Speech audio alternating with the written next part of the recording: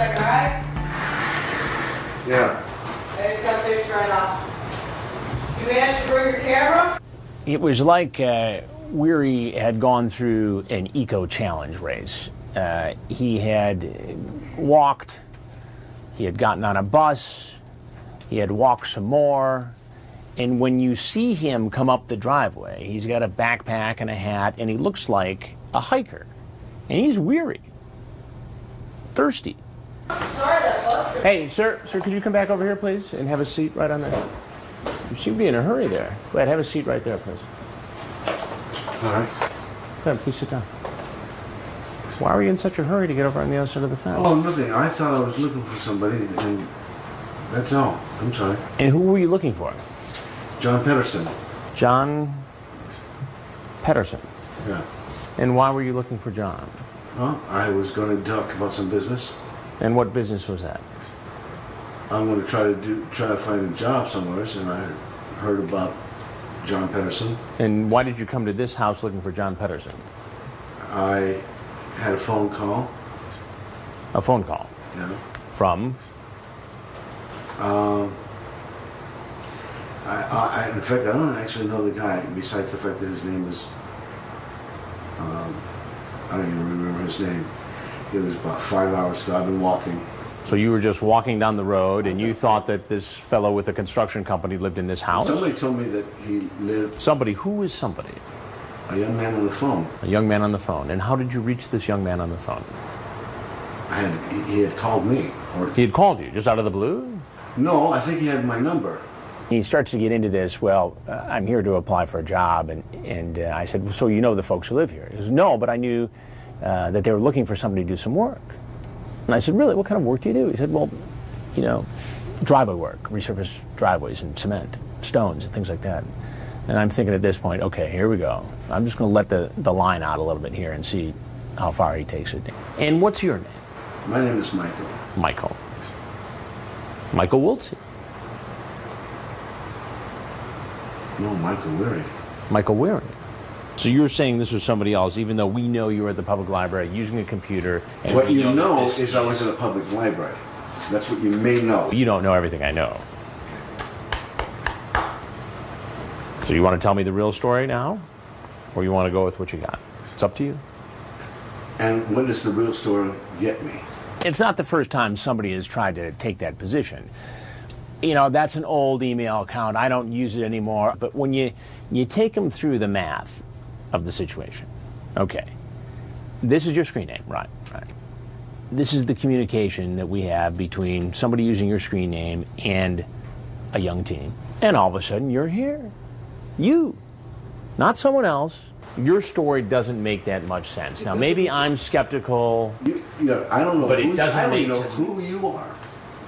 I don't even know who you are. I came in here. I was just now told that gate's open. Come on in. Okay. I mean, it just defied logic. And at some point in the interview, you could see that he knew that this wasn't going to work out to be a great story for him. What this sounds like, Michael, is that you were coming here to have sex with a 13-year-old boy. Hell no. But why would you say these things to somebody you thought was a 13-year-old boy? Somebody else that was also on the computer in the library been using my name. So it's one big mix-up. I'm telling you what I came here for, and I don't have sex with anybody. Not me. And if you were anybody that had access to my record, you look at my record, you figure out that the only time I had any problems with anybody was a young woman, unless you look at my adolescent stuff. And then I was an adolescent. So you've got a record? I'm guessing I do. You're guessing you do? I have a record. You know it. You had a problem with a young woman? A long time ago. Do you do time for that?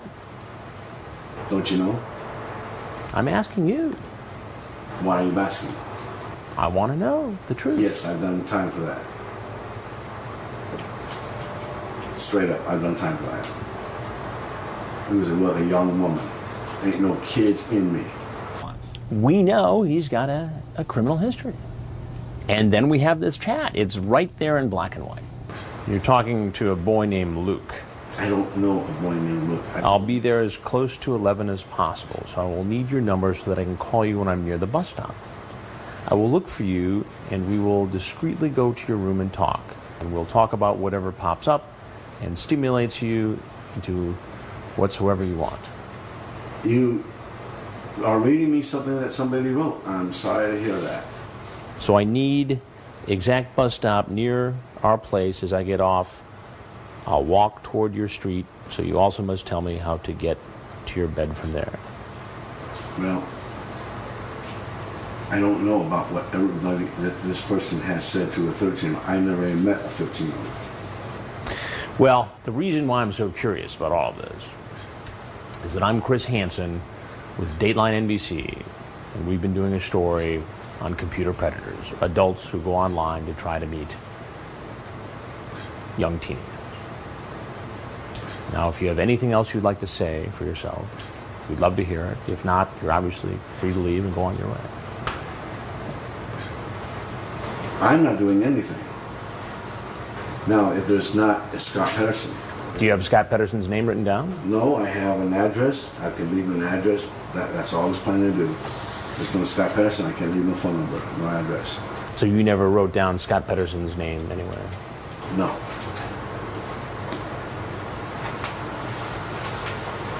He maintained until the very end of the interview that he was just a dusty, determined traveler who came from a long ways away to try to get honest work. The problem with that, of course, is that none of it makes sense. When you put it all together, the chat, his crumbling story, and the fact that, you know, he's the guy sitting in the kitchen across from me, you know, it doesn't look good for him. The young man I thought was supposed to be here. What's that person's name?